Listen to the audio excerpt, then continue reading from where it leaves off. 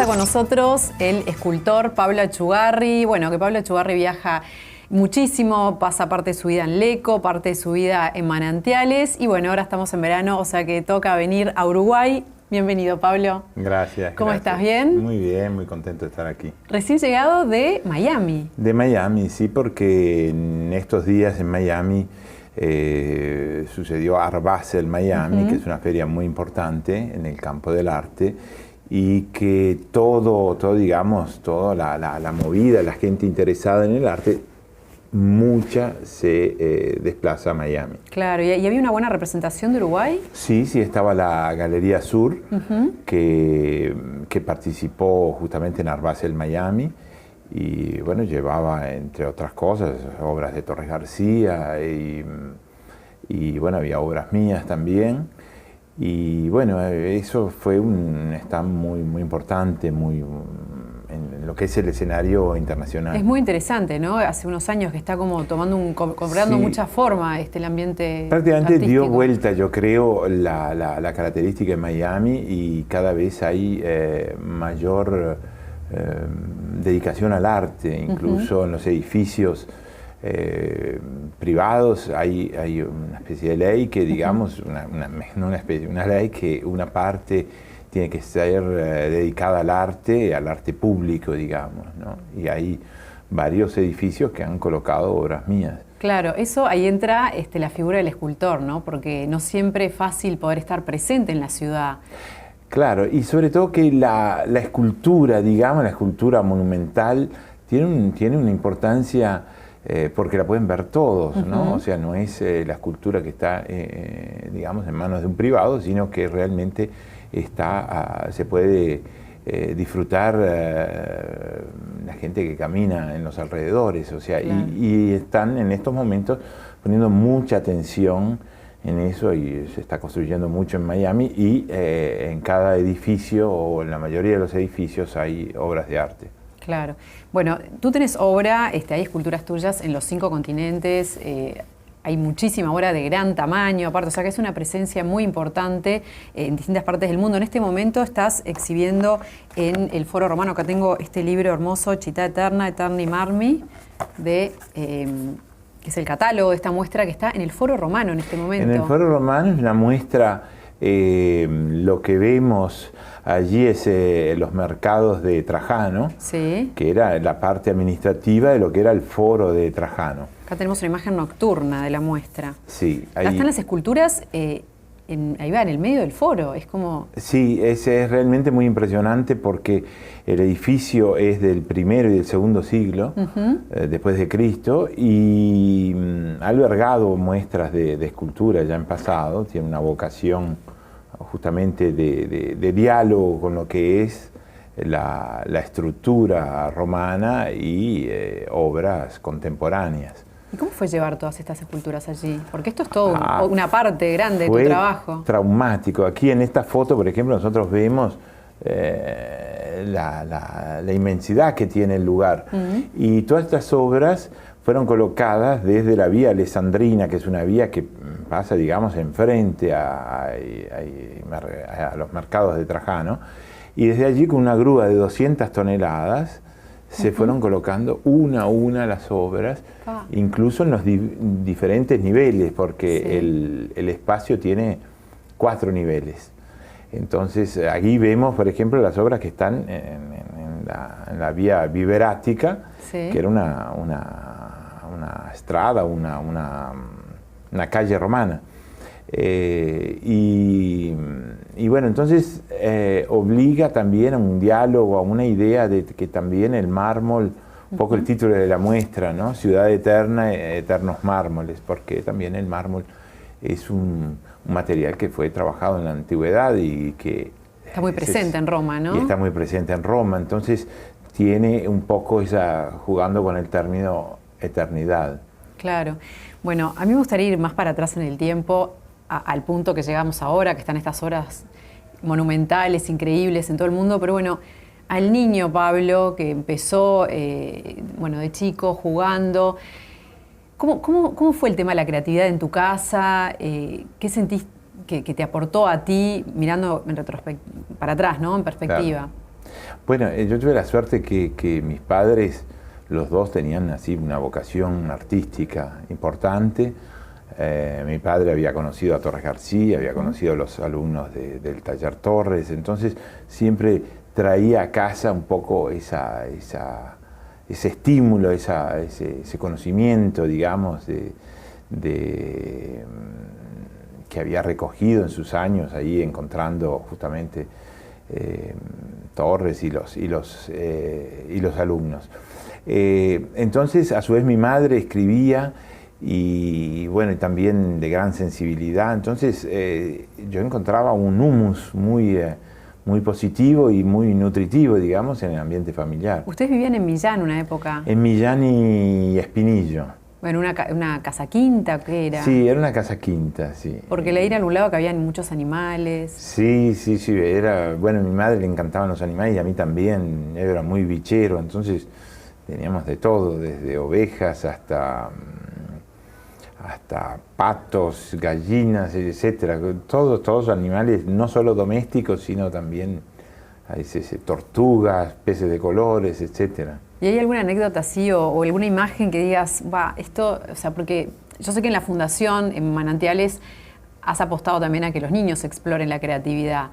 Y cuando Claro. te veías a ti como niño en esos juegos con tus hermanos, con Marcos y con Alejandro, ¿qué recuerdos tenés de esa época? Muy lindo, todos recuerdos muy lindos. Y justamente lo que tratamos de hacer en la Fundación es, digamos, aquel ambiente de estímulo y digamos, a manifestarse, a no tener miedos de manifestarse, de hacer cosas. Eso tratamos de alguna manera de transferirlo en la Fundación. Digamos, invitando niños, escuelas, adolescentes, liceos y demás. O sea, que haya una especie de taller abierto donde todas puedan hacer algo y apostar a la creatividad, porque la creatividad después nos acompaña durante toda la vida. Claro. Tú comenzaste siendo pintor antes de escultor. Sí. Como pintor te fuiste a Europa, o sea, previo tuviste algunas visitas a Brasil, Argentina, pero en un momento como que decidís irte para allá. Sí, un poco porque, claro, imaginemos que en Uruguay en esos tiempos, digamos, la proyección de repente era más hacia Europa que hacia Estados Unidos, digamos, un poco en el campo artístico, ¿no? Todos teníamos en la mente París y los artistas que de todas partes, al principio del siglo XX, de todas partes del mundo, iban a París, iban a radicarse. Más que Italia no estaba tan vigente. Más que Italia, ¿no? Italia ya era otra cosa, por más que hubo artistas como Sáenz, como tantos que pasaron por Italia. O sea, Italia siempre estuvo digamos, en el camino. O sea que primero fuiste a París antes de ir a Italia. Sí, primero a París. Y entonces allí, yo digo siempre que yo me fui como pintor y volví como escultor, porque, digamos, la pintura era más inmediata, a veces también más fácil de transportar, de realizar. ¿Todavía no habías incursionado para nada en la pintura, en la escultura? En la escultura sí, yo había hecho algunas cosas acá en Uruguay con materiales que estaban un poco a mi alcance, o sea, arena y portland, hierro, madera, eran los materiales que yo utilizaba en los primeros años 70, digamos, hasta el 75. Y en el 77 yo me voy por primera vez a Europa y bueno, empiezan a haber ya unas ciertas llamados de atención a lo que era un poco el trabajo y bueno, visitando muchos talleres y muchos museos. ¿En qué momento empezás a definir tu estilo tan característico? Bueno, ¿Cómo fue ese momento, digamos? Sí. ¿Habrá sido un lapso de tiempo? Sí. Hay una obra aquí en este libro que es la primera escultura en mármol que yo realicé y que se encuentra en Italia, ahora se encuentra justamente en esta muestra y que bueno, un poco nos hace ver que ya desde la primera obra había Ya se veía la impronta, digamos. Impronta que era un poco la verticalidad y esta verticalidad que después a un cierto momento, bueno, acá se ve muy en pequeño, pero tal vez... ¿Esa es la primera? Esa es la primera obra, pero creo que está reproducida después en... ¿Cómo fue? ¿Qué te acordás del entorno, de lo que a ti te estaba pasando? Claro, yo venía justamente de la experiencia de la pintura, y como siempre cuando se buscan las cosas nunca se encuentran, pero de alguna manera está aquí publicada, porque me gustaría justamente ver cómo incluso en la primera escultura ya estaba un poco el abecedario de lo que es, o lo que fue y lo que es, digamos, mi estilo de escultura, ¿no? Entonces, ¿Esta qué tamaño tiene? Esta es pequeña, de pequeñas dimensiones, tiene más o menos unos 70 centímetros y pesa alrededor de 100 kilos. Y bueno, ya se ven las líneas verticales, y era grupo de figuras, grupo de caras que iban perdiendo su fisionomía hasta formar un grupo. Eran caras.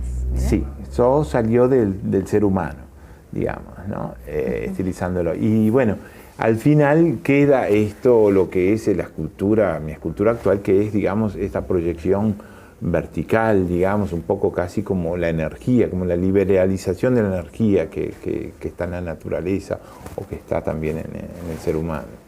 ¿Y siguen estando presentes los seres humanos? O sea, ¿o no lo tenés presente como modelo al momento de trabajar? No, se separó, digamos, el modelo se separó ya hace muchos años de lo que es la obra.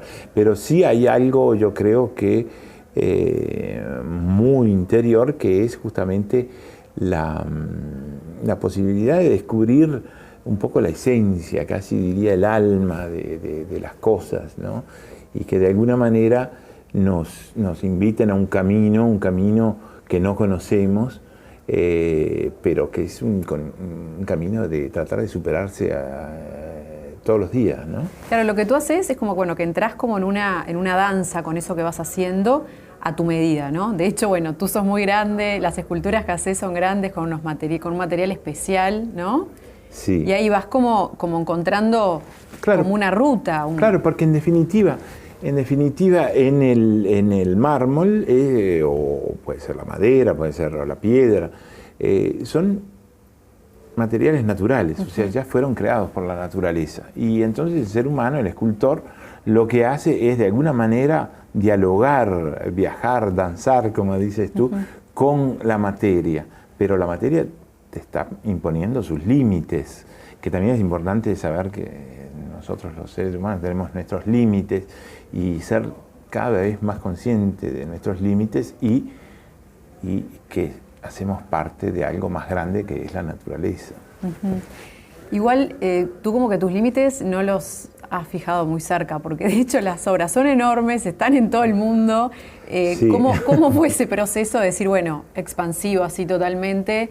¿Es algo que te esperabas, que siempre fuiste así, o que como que en algún momento se desató? Digamos que yo siempre tuve la vocación de un poco de tratar de vivir de mi trabajo para que yo me pudiera dedicar 100% a lo que me gusta, a lo que pienso que es un poco el cometido, ¿no? Lo que es la esencia un poco de mi vida. Entonces siempre pensé en descubrir qué es lo que pasa del otro lado, del valle y del otro lado de la montaña y del otro lado del océano. Y bueno, y así fui un poco caminando por todas partes, ¿no? Hasta que la obra empezó a tomar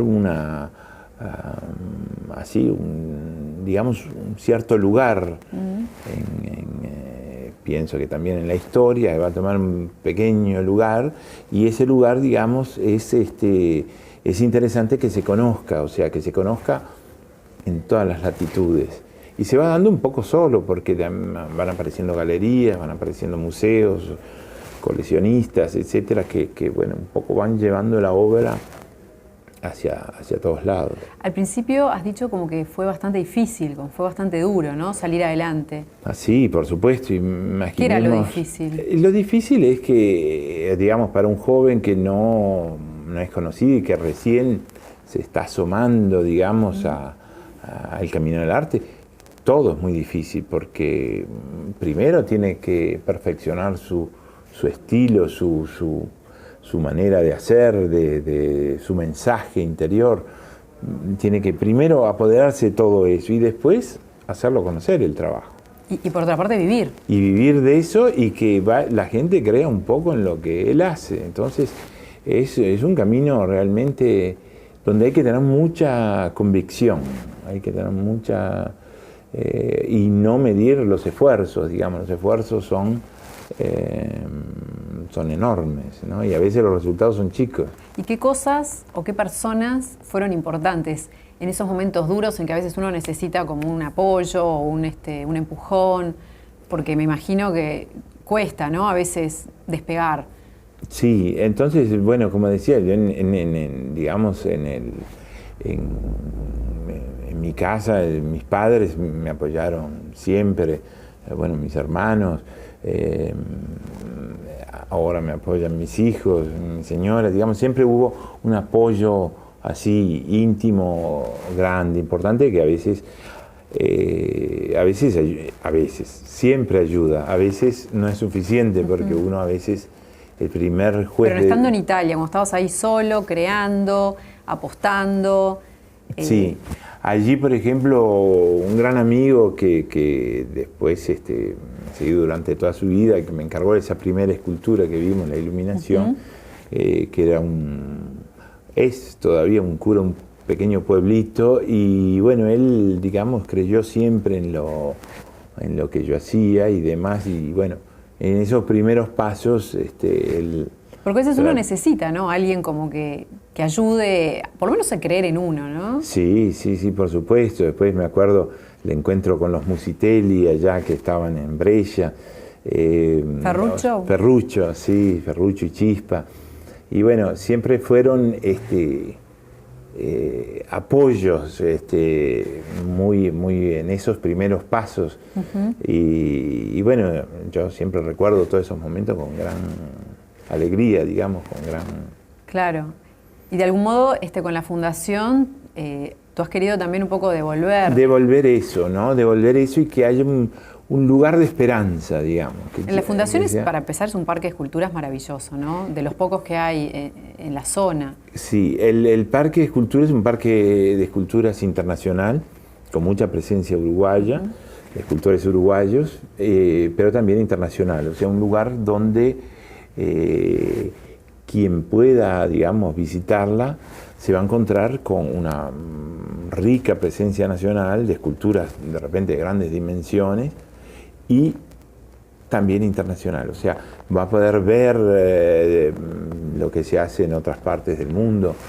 Y por eso es tan importante la presencia de los chicos, o sea, que se empiecen a acercar los niños ¿Cómo es joven edad, digamos, al arte, a descubrir el arte. Pero hacen talleres, ¿cómo es la forma en que se pueden acercar? Sí, hacemos talleres, hacemos visitas guiadas, muchas veces hacemos la experiencia con pedacitos de mármol, ellos pintan y dejan aparte partes en blanco, digamos, del mármol, que se ve el fondo del material, y otras partes que los cubren con color, con témperas. O sea, se están aplicando el color ya a la tridimensionalidad. Claro. O sea, están descubriendo de alguna manera la escultura. ¿Trabajás más o menos parecido en cantidad y en intensidad en Uruguay que en Italia? No, en Italia, digamos, paso la mayor parte del tiempo. Porque aparte es como una sede importante para moverte por Europa, ¿no? Claro, por Europa y no solo, por ejemplo, todas las obras que fueron a Miami salieron todas desde Italia, o sea, es un poco... Pero siempre que puedo me vengo a Uruguay porque me da mucha alegría el contacto con nuestra gente. Y bueno, cuando puedo... algunos meses, este año fue muy poco, hace muy poco, pero bueno, ahora hasta el 1 de febrero voy a estar aquí. ¿Y allí en Italia seguís trabajando de 7 a 20 como leí?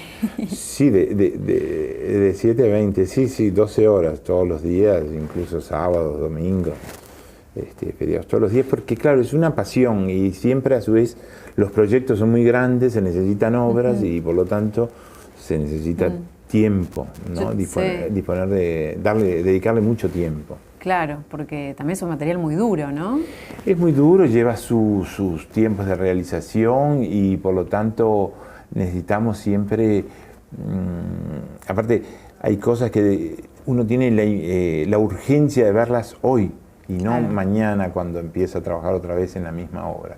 Es eso lo que te va llevando a esfuerzos y a ritmos así de trabajo muy, muy grandes.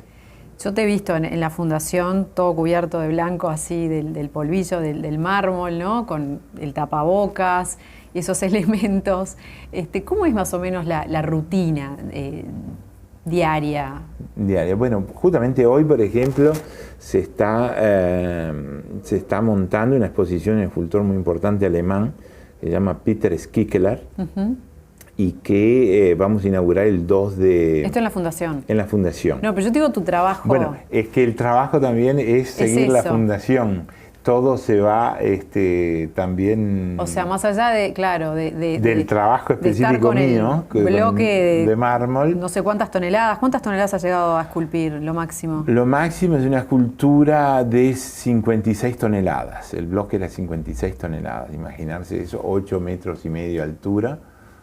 Y bueno, es todo lo grande, porque trasladar eso, comprar eso, son cifras locuras, increíbles. Sí, ese fue un encargue de un coleccionista belga y bueno, en Bélgica hay muy buenos coleccionistas de gran sensibilidad. Yo he hecho otra segunda escultura de mayor tamaño, también es para Bélgica. ¿Hoy día dirías que haces casi todo por encargo? Las obras de gran tamaño sí, o sea, a partir de los 2 metros generalmente son obras encargadas. Pero, por ejemplo, hay otro proyecto que son las muestras. Entonces, para tener una exposición, por ejemplo, esta exposición de Roma, la mayoría de las obras son de colecciones italianas, colecciones privadas italianas, que las fuimos recuperando para poderlas mostrar. ¿Cuántas hay? ¿Cuántas obras hay? 40 obras. 40 obras. Sí. ¡Qué movimiento! Sí. ¿Cuánto tiempo te llevó instalar todo esto? Bueno, instalar todo eso fue, primero, imaginarse, traerla de la casa del coleccionista privado, regruparlas todas en el taller allá en Italia. Un taller inmenso. Es un taller muy grande, sí. Y de allí se fueron 5 camiones, los más grandes, y hacia Roma.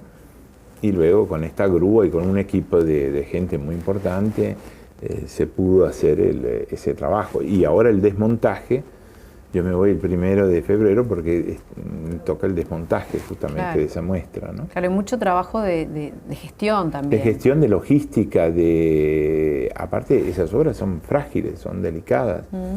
Y imaginarse que de repente el coleccionista la presta así, un poco las prestan nomás. Las prestan solo porque, bueno, porque se las pido yo, por ejemplo. Claro. Entonces, porque generalmente los coleccionistas son celosos de las obras, entonces, y hay riesgos, entonces en el transporte todo eso tiene que estar realmente funcionar muy bien para que no haya sorpresas. Claro. Y bueno, estabas contando que ahora va a haber un escultor muy conocido en la fundación. En la fundación, un escultor alemán que se llama Peter Skikelar, y que justamente hoy se está haciendo ya el montaje de esa exposición que va a empezar el 2 de...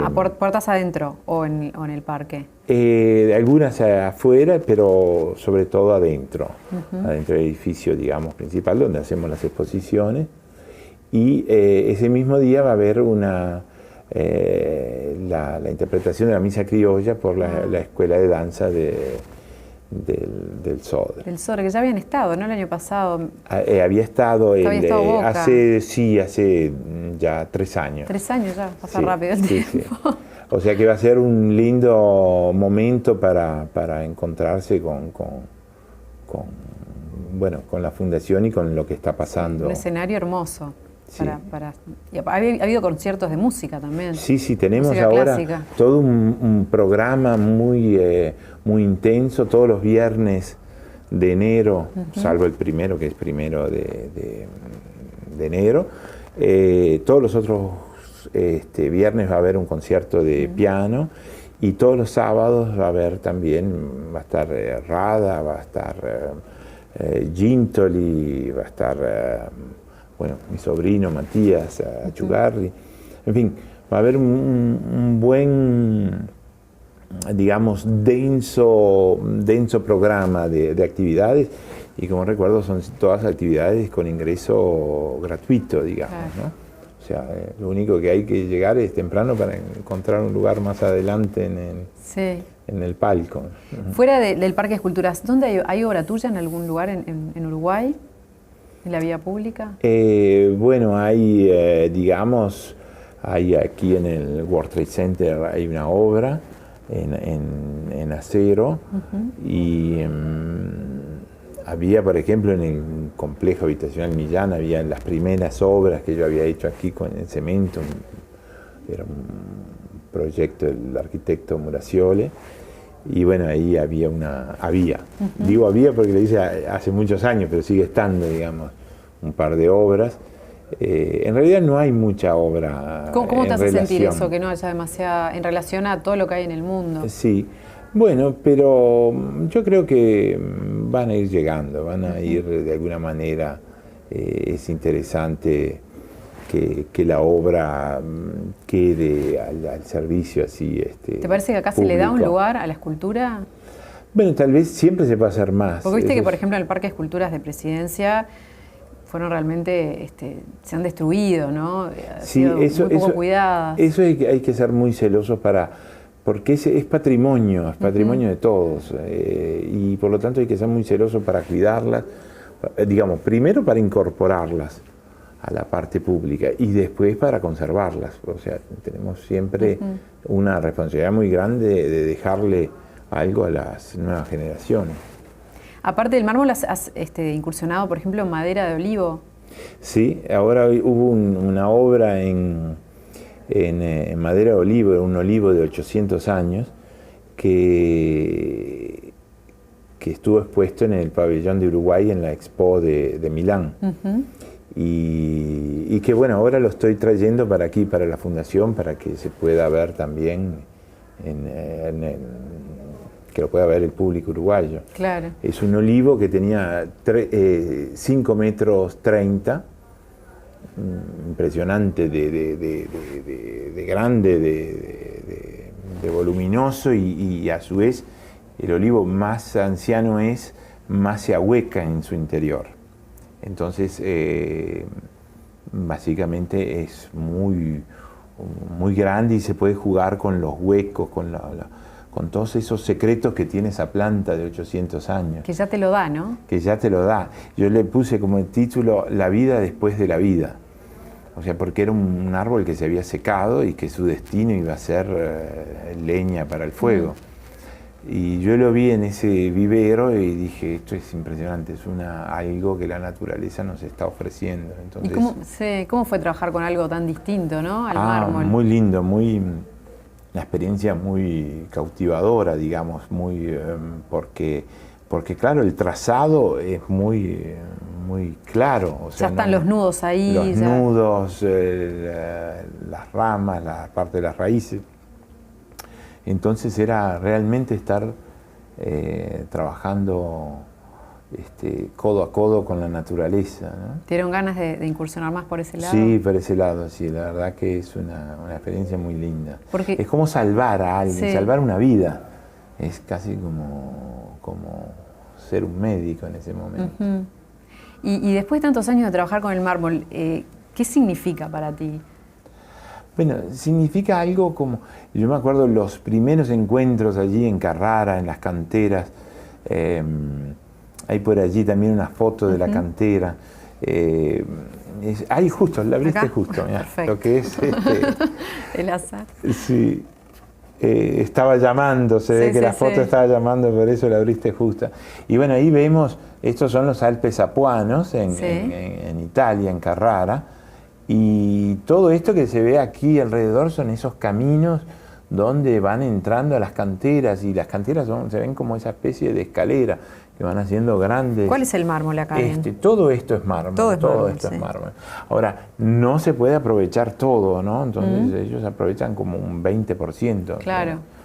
Y bueno, es fascinante, pero no es solo fascinante la primera vez que vas, es siempre fascinante. Yo acabo de ir ahora porque necesitaba mármol para proyectos y bueno, es la misma emoción como la primera vez. Claro. Y eso quiere decir mucho, eso que se mantiene a distancia de años. Yo hace más de 35 años que estoy trabajando el mármol, entonces digo, aún ahora es fascinante lo que me atrae, lo que dice, es como sentir la voz de la montaña. Desde el principio te atrajo, fue como un material... Sí, fue algo así, una atracción fatal, diría. Y has dicho como que es el mármol que te elige a ti, claro. El mármol que se te va revelando, la forma se te va revelando, ¿cómo es eso? Claro, porque imagínate en esa cantera lo que es ver cientos de bloques y por qué yo escojo este o aquel otro o aquel otro. Entonces digo, ¿no será que el material me está eligiendo, me está haciendo una señal como diciendo, acordate que yo estoy aquí? Tú vas para ahí y el bloque, o sea, todavía no está pegado, digamos. No, ya está, por ejemplo, extraído, ¿no? Ahí va. En bruto, digamos, sin corte, sin nada. Entonces, todo eso a veces hay una luz, como todo es blanco alrededor, una luz que encandila.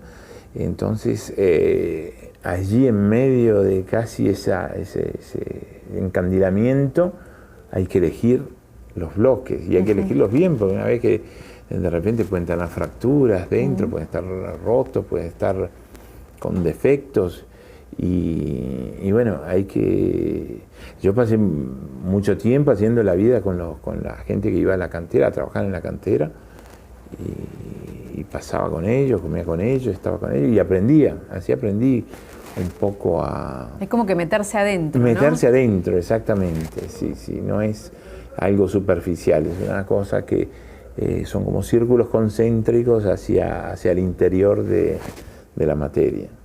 Y cuando te enfrentás a ella, ¿cómo es? ¿Empezás a martillar y eso va apareciendo? ¿Es algo totalmente intuitivo? ¿Es algo que tú lo planificás de algún modo? Claro, yo al principio, hace muchos años, hacía un dibujo en papel en 2 dimensiones y luego buscaba el bloque que pudiera realizar ese proyecto. Y después me di cuenta que lo más importante era encontrar el bloque. Que el bloque te llamara y después ver qué haces. Y después el dibujo, ver qué haces con ese bloque. Y así, actualmente, yo elijo los bloques y luego una vez en el taller, a veces los hago cortar, seccionar para tener las partes más puras. Y después una vez en el taller los dibujo. Dibujo lo que va a ser casi la línea guía de la escultura.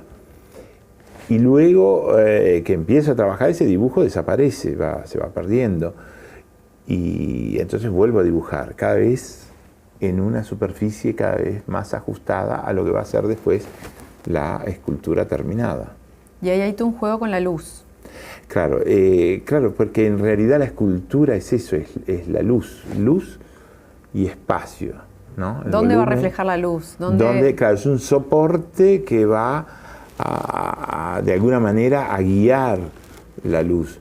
Cuando yo hago esos cortes tan profundos, esas líneas tan profundas, ¿qué estoy haciendo? Le estoy creando un obstáculo a la luz. Entonces, cuando baña la superficie de la obra, ahí va a quedar oscuro porque no entra. Claro. Y entonces ahí estoy creando un claroscuro que ayuda a ver la obra, a dialogar entre los volúmenes más importantes, más grandes, más suaves, digamos, y los otros muy profundos. Y eso va estableciendo un poco un diálogo. Claro. Los pintores muchas veces dicen que la luz es diferente en cada lugar, dicen que de hecho la luz de Uruguay es bien particular, que es muy linda. ¿Te pasa lo mismo con la escultura o no? Sí, también. Es importante también la luz para la escultura. Digo, en los distintos lugares, si cambia, sí, ¿no? Cambia. Por ejemplo, Yo cuando trabajo allá en el taller en Italia, digamos, es el norte de Italia y, por ejemplo, los inviernos son muy oscuros, ¿no? La luz ya a las 4 de la tarde ya es oscuro. Y entonces hay que trabajar con la luz artificial y todo eso cambia. Cuando aquí, por ejemplo, veo la luz de Uruguay tan especial, esos cielos celestes, y cuando trabajo en plein air, digamos, al abierto, digamos, es de gran estímulo, yo creo. Cuando tenés un encargo, mirás el entorno donde va a ir la obra. Sí, por más que yo digo que igual las obras en los siglos se van a ir cambiando de destinación. Claro. Entonces, no que ahora no podés controlar el futuro, sí, ni el destino de cada obra. Entonces, sí, en la primera destinación de repente es importante, pero la obra tiene que ser independiente, tiene que ser independiente del autor, independiente de quién, de las manos que la reciban, porque la van a recibir muchas manos en los siglos, durante los siglos. Claro. ¿Te han dado ganas de transmitir tu conocimiento, de dar clases, de formar alumnos? Digamos que yo no dispongo de tiempo. O sea, todos estos proyectos, estas muestras y demás, me absorben completamente todos los días. ¿Viajas mucho también? Viajo mucho también. Entonces, me es difícil, digamos, tener alumnos, porque yo creo que hay que dedicarle mucho tiempo y mucha profesionalidad, digamos, a un alumno. Lo que sí hago a veces son encuentros, eso sí, el encuentro como para abrir una ventana, que vean una ventana abierta y que se pueda ver a través de ella, ¿no? Y también un poco interactuar con otros artistas, o eso sí, lo hacen también. Siempre lo hacemos, por ejemplo, en los proyectos invitamos muchos artistas, no solo a exponer, sino para charlas, para encuentros con los jóvenes, o sea, que haya siempre una coralidad y que la diversidad del lenguaje, todas las diversidades en el fondo nos enriquecen, nos dan otra visión, si no vemos solamente nuestra propia visión. Claro. Y así, con esa mirada que tú tenés tan internacional, ¿cómo ves la escena local en cuanto al arte? Bueno, yo creo que Uruguay siempre ha dado grandes creadores, está lleno de ejemplos en la historia. Entonces... ¿qué artistas te interesan, por ejemplo, de acá? Bueno, por ejemplo... Que vivos, ¿no? Sí, por ejemplo, en el campo de la escultura, por ejemplo, Podestá, Broglia, bueno, otro amigo falleció, pero digamos, la obra siempre está viva, ¿no? El artista siempre está vivo, claro, a través de su obra. Artistas jóvenes como Verónica Vázquez, por ejemplo, es una joven uruguaya, escultora de gran talento que yo creo que va a hacer una gran carrera también internacional. Y bueno, hay en el campo, por ejemplo, de la pintura, pienso a Pelenur, a Lara Campiglia, hay muchos jóvenes que están, bueno, ya afirmados, como Cardoso, como Legrand, artistas afirmados, bueno, sin hablar de Iturria, por ejemplo, digamos, de grandes figuras.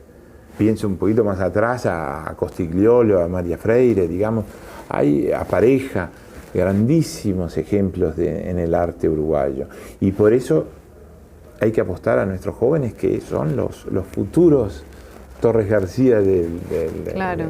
¿Qué consejo les darías para poder insertarse en el mercado internacional? Bueno, lo primero es escuchar la voz interior. Tienen que escuchar esa propia voz que le va a hacer... Justo ayer vino un chico que había terminado bachillerato artístico y me mostró unos dibujos, una carpeta de dibujos, y yo le decía, bueno, lo importante es que tú escuches esa voz y qué es lo que pasa en el tiempo libre que tenés, qué haces si lo dedicás a esa pasión. Entonces es un modo de ir verificando la propia...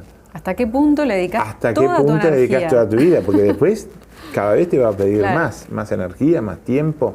Iturria dice mucho eso, ¿no? De ir también a la especialización, a eso y dedicarte a eso. Claro, pero hay que ver si eso realmente uno está dispuesto a entregar la vida. Claro, esa entrega, claro. A esa entrega. Entonces, hay muchos dichos sobre el trabajo, sí, ¿no? Picasso hablaba de 90% de trabajo y 10% de creatividad. Tal vez era un poco exagerada la proporción, pero quiere decir que el trabajo, el final de una obra es el principio de la próxima. Claro. Entonces, todo es como una gran cadena que va llamando. Así que el primer consejo es eso, descubrir la vocación.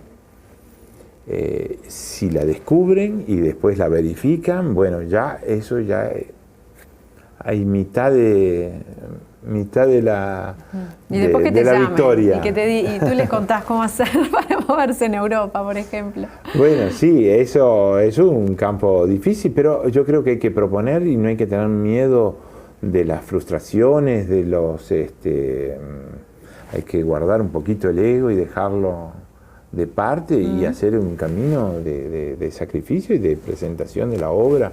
Moverse, galerías, ¿no? moverse muchísimo, porque, como decía mi madre, siempre dice, toca el timbre en 100 puertas y en una capaz que te la abren. Claro. ¿No? Y después que te abren una ya es más fácil. Cuando ya hay la primera puerta abierta, claro, bueno, por lo buenísimo, menos ya es una recompensa al esfuerzo. Claro. Bueno, Pablo, muchísimas gracias por venir a OTV. Bueno, gracias a ti y gracias a todos los televidentes por prestarnos atención. Bárbaro.